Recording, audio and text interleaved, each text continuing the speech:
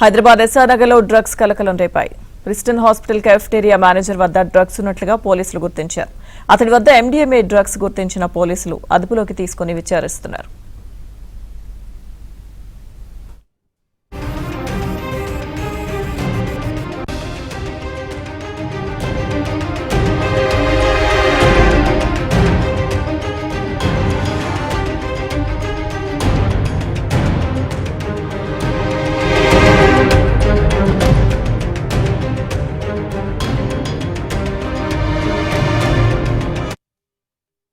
Drugs కు సంబంధించి మరింత సమాచారం మా ప్రతినిధి శశి అందిస్తారు. ఎస్ఆర్ నగర్లోని ప్రిస్టన్ కేర్ హాస్పిటల్లో డ్రగ్స్ కలకలం సృష్టించాయి. హాస్పిటల్ కేఫ్టేరియాలో పనిచేస్తున్నటువంటి ఆసిఫ్ అనే వ్యక్తి నుంచి 5 గ్రాముల ఎండీఎంఏ డ్రగ్స్ను పోలీసులు స్వాధీనం చేసుకున్నారు.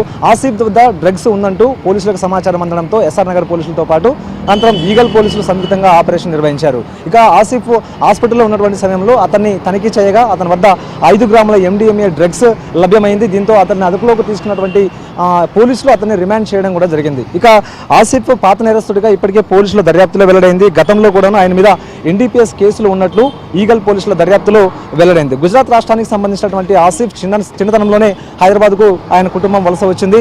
హైదరాబాద్లోని కొంపల్లి ప్రాంతంలో ఆయన కుటుంబం ఉన్నటువంటి సందర్భం. ఇదే నేపథ్యంలో ఇక్కడ చదువు కొనసాగించడానికి ప్రయత్నించినప్పుడు ఆర్థిక సమస్యల కారణంగా మధ్యలోనే చదువును ఆపేశాడు. అనంతరం ఒక బేకరీలో పనికి కుదిరాడు. అయితే 2021 సంవత్సరంలో తన స్నేహితులతో కలిసి గోవా వెళ్ళినప్పుడు అదే సమయంలో ఎండీఎంఏ డ్రగ్స్ను సేవించాడు ఆసిఫ్. ఆ తర్వాత అప్పటి నుంచి కూడా తాను డ్రగ్స్ తీసుకోవడం మొదలుపెట్టాడు. సో ఇదే నేపథ్యంలో 2024లో తన స్నేహితుడికి సంబంధించినటువంటి హోటల్లో పనిచేయడానికి ముంబైకి మకం మార్చాడు. ఆ ముంబైలోనే మరొకసారి డ్రగ్స్ కొనుగోలు చేయడం, ఆ తర్వాత డ్రగ్స్ సేవించడం లాంటివి కూడా అక్కడి నుంచే మొదలుపెట్టాడు. అయితే 2024లో ఇక హైదరాబాద్కు తిరిగి వచ్చిన తర్వాత ఈజీగా డబ్బు సంపాదించాలంటూ ఆసిఫ్ భావించాడు. సో అందుకు అనుగుణంగానే ఈజీ మనీ కోసం ప్రయత్నించినప్పుడు డ్రగ్స్ కొనుగోలు చేసి అమ్మకాలు కొనసాగిస్తే ఖచ్చితంగా ఈజీగా డబ్బు సంపాదించేటట్టు కూడా భావించాడు. సో అందుకు అనుగుణంగానే ముంబై నుంచి డ్రగ్స్ తీసుకుని వచ్చి హైదరాబాద్లో విక్రయిస్తున్నటువంటి సమయంలోనే 2024 అక్టోబర్ నెలలో పేట్ బషీరాబాద్ పోలీసులకు చిక్కాడు. దీంతో పేట్ బషీరాబాద్ పోలీసులు అతన్ని అరెస్ట్ చేసి రిమాండ్కి తరలించారు. అయితే రిమాండ్ చేసిన తర్వాత 2025లో ఆయన బెయిల్ తీసుకుని బయటకు వచ్చాడు. అయితే బెయిల్ నుంచి బయటకు వచ్చిన తర్వాత నుంచి కూడా మరొకసారి డ్రగ్స్ విక్రయించడానికి ప్లాన్ చేసి మరొకసారి పట్టుబడినటువంటి సందర్భం. ఇక బెయిల్పై బయటకు వచ్చిన తర్వాత ఆసిఫ్ ప్రజెంట్ నేను చూపిస్తున్నటువంటి ప్రిస్టన్ కేర్ హాస్పిటల్లో ఒక కేఫెటేరియాలో పనికి కుదిరాడు. సుమారుగా 5 రోజుల క్రితమే ఆయన ఈ కేఫెటేరియాలో పనికి కుదిరినట్టుగా ప్రస్తుతం ఈ హాస్పిటల్కి సంబంధించినటువంటి సిబ్బంది చెప్తూ ఉన్నారు. అయితే